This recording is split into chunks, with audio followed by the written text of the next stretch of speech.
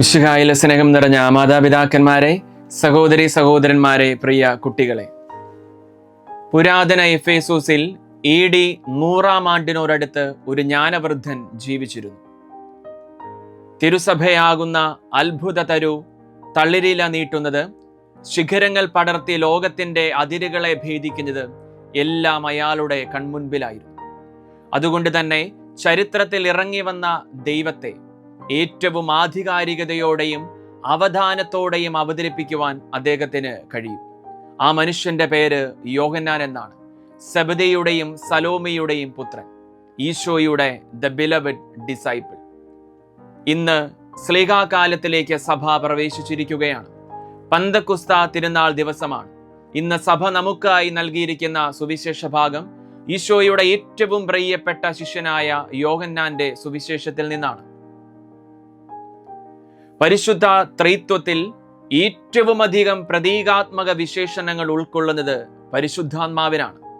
അതിങ്ങനെ ഉൽപ്പത്തി പുസ്തകത്തിന്റെ ആദ്യ താള് മുതൽ ആരംഭിക്കുകയാണ്.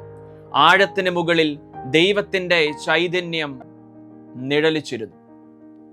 പരിശുദ്ധാത്മാവാകുന്ന ദൈവത്തിലെ മൂന്നാമത്തെ വ്യക്തി അങ്ങനെ ചരിത്രാതീത കാലം മുതൽ വിവിധങ്ങളായ പ്രതീകങ്ങളിലൂടെ അവതരിപ്പിക്കപ്പെട്ടു വന്നു.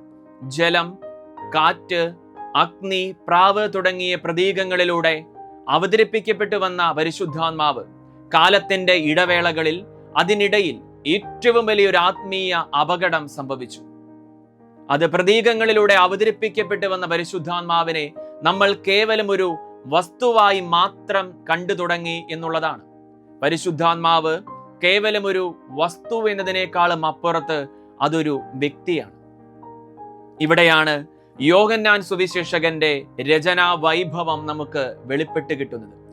പ്രതീകങ്ങളിലൂടെ അവതരിപ്പിക്കപ്പെട്ടു വരുന്ന പരിശുദ്ധാത്മാവിനെ തന്റെ സുവിശേഷത്തിന്റെ ഒടുവിലായിട്ട് ഒരു സമ്പൂർണ്ണ വ്യക്തിയായിട്ട് യോഹന്നാൻ അവതരിപ്പിക്കുകയാണ്. ആ വ്യക്തിക്ക് യോഹന്നാൻ നൽകുന്ന പേരാണ് പാരാക്ലെത്തോസ് അഥവാ സഹായകൻ.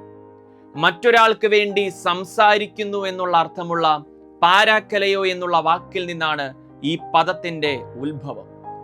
ഗ്രീക്ക് റോമൻ സംസ്കാരത്തിൽ ഒരുവന്റെ ആത്മമിത്രമായും വ്യവഹാരത്തിൽ അവന് വേണ്ടി സംസാരിക്കുന്നവനായും അവനെ സംരക്ഷിക്കുവാൻ ശ്രമിക്കുന്നവനായും അവന്റെ ഉറ്റമിത്രമായി മാറുന്ന വ്യക്തിയുടെ പേരാണ് പാരാക്ലെത്തോസ്. ദൈവം കൂടെ നടക്കുന്ന ആദിമ പറുദീസായിലെ സായാഹ്നങ്ങൾ പോലെ നമ്മുടെ കൂടെ സദാ ഇങ്ങനെ നടക്കുന്ന, നമ്മുടെ ആത്മമിത്രവും ഉറ്റമിത്രവുമായി മാറുന്ന, നമുക്ക് വേണ്ടി സംസാരിക്കുന്ന, നമ്മളെ സംരക്ഷിക്കുവാൻ ശ്രമിക്കുന്ന ഒരു വ്യക്തിയായി പരിശുദ്ധാത്മാവിനെ നമ്മൾ കണ്ടു തുടങ്ങണം. അങ്ങനെ നമ്മൾ കണ്ടു തുടങ്ങുന്ന ദിവസം മുതൽ പന്തക്കുസ്ത ആരംഭിക്കുകയാണ്. സ്ലീഹന്മാരുടെ നടപടി പുസ്തകത്തിൽ നമ്മൾ കാണുന്നുണ്ട്. അന്നേ വരെ ആരും കണ്ടിട്ടില്ലാത്ത തരത്തിൽ കണ്ണഞ്ചിപ്പിക്കുന്ന ഒരു കാഴ്ച. അത് ഈശോയുടെ സ്വർഗാരോഹണം ഇങ്ങനെ കൺമുൻപിൽ ശിഷ്യന്മാര് കണ്ടു തീർക്കുകയാണ്. അതിനുശേഷം ഈശോയുടെ സ്വർഗാരോഹണത്തെ പറ്റി മറ്റൊരാളോട് പോലും പറയാതെ ശിഷ്യന്മാര് പരിശുദ്ധ മറിയത്തിന്റെ ഒപ്പം സെഹിയോൻ മാളിക മുറിയിൽ പോയി പ്രാർത്ഥന ആരംഭിക്കുകയാണ്. സെഹിയോൻ മാളിക മുറി ഈശോ ആദ്യമായിട്ട് പരിശുദ്ധ കുർബാന അർപ്പിച്ച ഇടമാണ്. സെഹിയോൻ മാളിക മുറി ഈശോ തന്റെ ശരീര രക്തങ്ങൾ ഇങ്ങനെ ശിഷ്യന്മാർക്കായി വിഭജിച്ച് നൽകിയ ഇടമാണ്. സെഹിയോൻ മാളിക മുറിയുടെ മുക്കിലും മൂലയിലും ഈശോയുടെ ഗന്ധമാണ്, അവന്റെ സാന്നിധ്യമാണ്, ഈശോയുടെ ഓർമ്മകൾ നിഴലിക്കുന്ന ഒരിടമാണ്. ആ ഇടത്തിലിരുന്ന് അവര് പരിശുദ്ധാത്മാവിനെ സ്വീകരിക്കുകയാണ്. ആ ഇടത്തിലിരുന്ന് അവര് പരിശുദ്ധാത്മാവിനാൽ നിറയുകയാണ്. അതിനുശേഷമാണ് അവര് ലോകത്തിന്റെ വിവിധ ഇടങ്ങളിലേക്കായിട്ട് ഇറങ്ങിത്തിരിച്ച് ഈശോയെ പ്രസംഗിക്കുവാനും പ്രഘോഷിക്കുവാനും ഈശോയ്ക്ക് വേണ്ടി ജീവിക്കുവാനും ആരംഭിക്കുന്നത്. മിശിഹായിൽ സ്നേഹം നിറഞ്ഞവരെ, അവസാനിപ്പിക്കുകയാണ് 2 ചെറുചിന്തകൾ.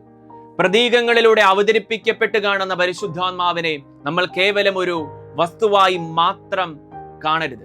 പരിശുദ്ധാത്മാവ് ഒരു വ്യക്തിയാണ്. പാരാക്ലെത്തോസ്, നമ്മുടെ കൂടെ നടക്കുന്ന, നമുക്ക് വേണ്ടി സംസാരിക്കുന്ന, നമ്മളെ സംരക്ഷിക്കുന്ന നമ്മുടെ ആത്മമിത്രവും ഉറ്റമിത്രവുമാണ് പരിശുദ്ധാത്മാവ്.